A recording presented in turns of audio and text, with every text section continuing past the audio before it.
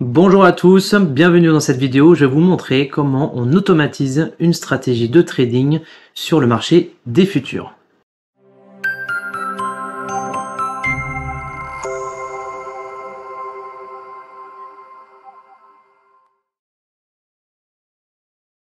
Vous êtes actuellement sur la plateforme NanoTrader de WH Self Invest. WH Self Invest, c'est un courtier luxembourgeois qui a des bureaux en France et qui propose parmi tous ses instruments le marché des futurs.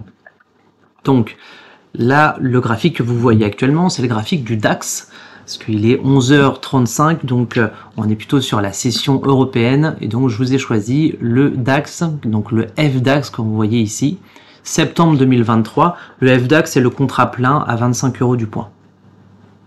Vous avez également d'autres instruments. Si vous allez dans le CQG, vous voyez que vous avez également le CME, le REX, l'Euronext. Vous avez encore d'autres également d'autres instruments. Et donc là, dans le DAX, j'ai choisi le FDAX, mais j'aurais pu choisir le micro DAX à 1 € du point ou le mini DAX à 5 € du point. Bien. Donc vous avez le graphique du DAX en 1 minute. Évidemment, je peux le mettre en secondes, en tick, en volume. Vous avez plein d'unités de temps possibles avec cette plateforme. Et donc sur votre droite, vous avez le carnet d'ordre avec l'offre à la vente et l'offre à l'achat. Bien. La stratégie automatique maintenant, elle va consister en 3 indicateurs. Je vais vous ajouter la moyenne mobile, le RSI et le MACD pour que nous fassions une stratégie, on va dire, simple. Donc je vais aller dans le bouton en haut à gauche, je vais cliquer sur ajouter un indicateur et donc là je vais choisir ma moyenne mobile, donc Moving Average, je vais sélectionner Centimentor, je vais faire la même chose pour le RSI et pour le MACD. Je vais sur fermer, donc je vérifie que les paramètres de mes indicateurs sont bons, donc pour la moyenne mobile, j'ai une moyenne mobile à 30, là je vais dire que je vais les mettre plutôt à 20. Le RSI, je le mets plutôt à 70-30 comme ce qu'on a l'habitude de voir. Et donc le MACD, il est plutôt bien paramétré, donc je vais le laisser comme ça. Sur chaque maintenant indicateur, ce qui va être très important, c'est l'interprétation.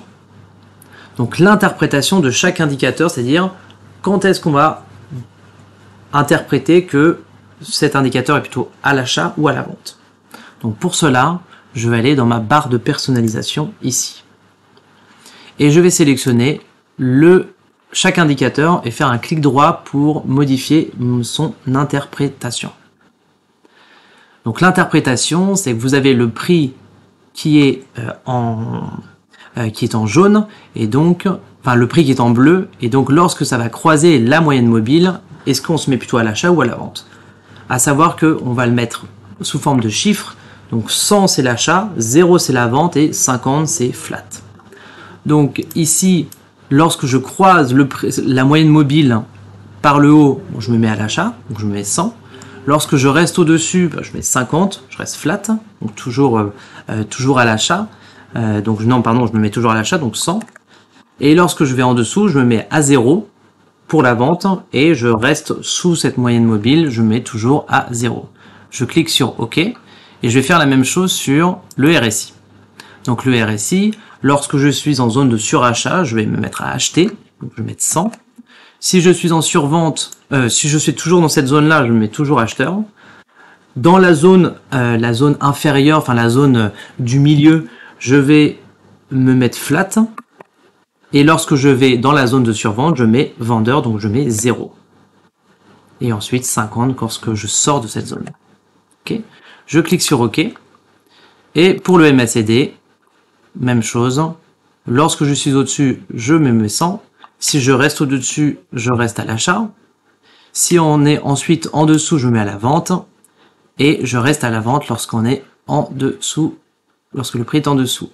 Je clique sur OK. Et donc là, j'ai l'interprétation de chaque indicateur qui est effectuée. Maintenant, pour agréger tout cela et faire un signal qui va agréger les 3 indicateurs, je vais ajouter un indicateur qui s'appelle Meta Centimentor. Donc je vais dans mes indicateurs, je clique sur Meta Centimentor et je clique sur Centimentor.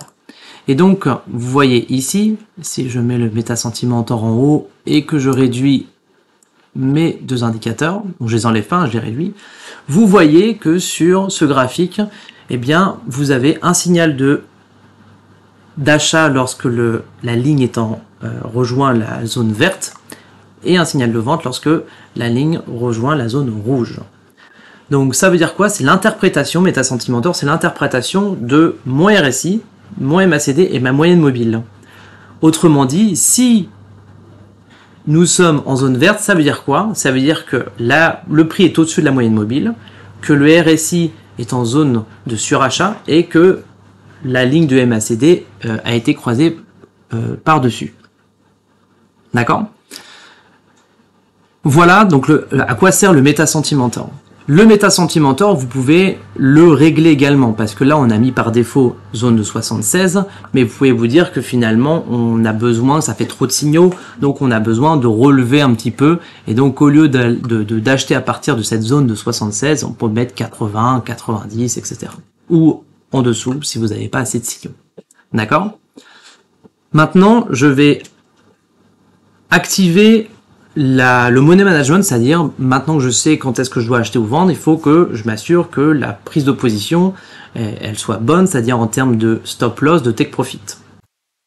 Pour cela, je vais ajouter mes stop loss et mes take profit, mais je vais le faire d'une manière un petit peu spécifique, un petit peu plus poussée. On va faire quelque chose un peu style scalping. Donc on va ajouter plusieurs take profit et on va mettre un stop loss en break-even. C'est un des gros avantages de la NanoTrader, c'est la possibilité d'ajouter autant de stop loss et de take profit qu'on veut. Donc pour cela, je vais aller dans mes indicateurs et je vais cliquer sur Click Target qui correspond à ma limite ou à mon take profit. Et je vais cliquer sur Stop pour l'ajouter une première fois, je reclique dessus pour l'ajouter une deuxième fois et une troisième fois. Ensuite, je vais aller chercher mon stop loss break-even. Il s'appelle BE Trail Stop. Donc je l'ai mis dans les favoris, je clique sur Stop et maintenant je peux fermer cette fenêtre. Donc vous voyez ici que j'ai mes trois targets, 1, 2, 3 et mon stop loss break-even. Je vais activer, donc j'ai déjà activé la limite multiple, et ça c'est très important. Et ensuite, je sélectionne mon compte et le volume que je vais faire pour mon ouverture de position. Donc je vais mettre 5.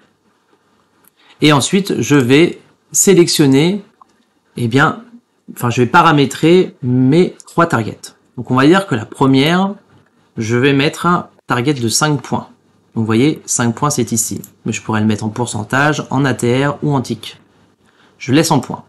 Donc à 5 points, je ferme une première position. À 10 points, je vais en fermer 2. Donc 2 contrats. Donc là, il me reste plus que 2 contrats restants. Et je vais les mettre à 25 points. Et les 2 points. Les 2 contrats. Pour mon stop loss. Alors mon stop loss, il n'y en a qu'un seul. Donc là, je vais le paramétrer. Attention, c'est un peu spécifique. Donc là, on me demande le stop loss. Où est-ce que je le mets d'entrée? Donc d'entrée, on va le mettre par exemple à 20 points. Ensuite, on me demande Profit Trigger in Ticks, ça veut dire à quel niveau de gain je me mets, je déplace mon stop loss automatiquement. Donc on peut dire par exemple à 10 points de gain, mon stop loss va aller de moins 20 à 0, ou à plus 1 ou à plus 2. Donc ça, c'est ce qu'on va déterminer ici. Est-ce que je le mets à 0? Donc, le stop loss égale prix d'entrée, ou est-ce que je le mets un petit peu en gain? Moi, j'aime bien le mettre un petit peu en gain de au moins 1, comme ça m'assure un gain, ou en tout cas, ça me permet de me protéger contre un potentiel slippage. Et enfin, on va vous proposer de mettre mettre un stop suiveur. Là, pour l'exemple, je ne vais pas en mettre, donc je vais mettre 0, comme ça, il va vraiment pas bouger, mais il va le faire une seule fois lorsqu'on aura atteint plus 10. Ok?